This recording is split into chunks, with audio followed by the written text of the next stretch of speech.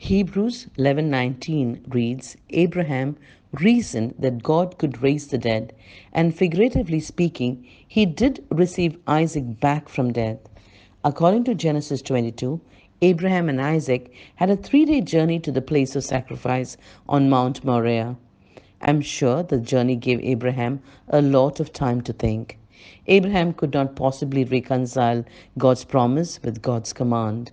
Abraham did not know how God was going to work this out, but he was determined to obey God no matter what, and he trusted God to work out all the details. Verse 19 says that Abraham reasoned. It's a word that means to determine, to calculate, or judge. Reasoning are always based on evidence, not just a wild guess in the dark. Abraham was about to sacrifice Isaac. Why? Because Abraham reasoned that God could raise the dead. Now, this is remarkable faith. Abraham had no historical precedent for this belief. No one had ever been raised from the dead yet at this point in history. And yet, Abraham reasoned his way to a belief in the resurrection simply based on the promise and command of God concerning Isaac.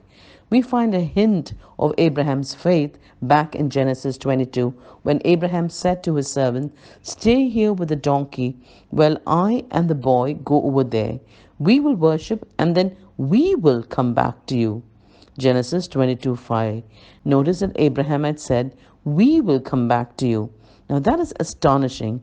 Abraham knows he's about to sacrifice his son, and yet he still tells his servants, We will come back to you.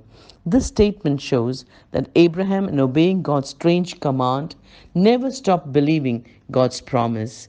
Romans 4:17 says this about Abraham. He's a father in the sight of God, in whom he believed, the God who gives life to the dead and calls things that are not as though they were.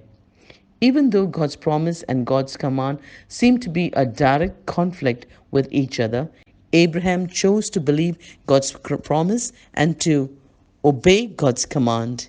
And he trusted God to work out the details. And you know what? God did work out all the details. Back to Hebrews 11:19 concludes, figuratively speaking, he did receive Isaac back from death. So for as far as Abraham was concerned, Isaac was already dead.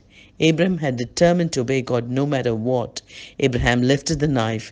He was ready to slay his only son in unquestioning obedience to God's command. So when God provided the ram as a substitute for Isaac, it was just as if Abraham had received Isaac back from death. Abraham teaches us that faith and obedience go together. Faith recognizes that God sometimes tests us. Faith obeys God when we don't understand. Faith trusts God to work out all the details. So what does it mean to live by faith? It is to commit yourself to a life of unquestioning obedience to God's command. Can you and will you live by faith?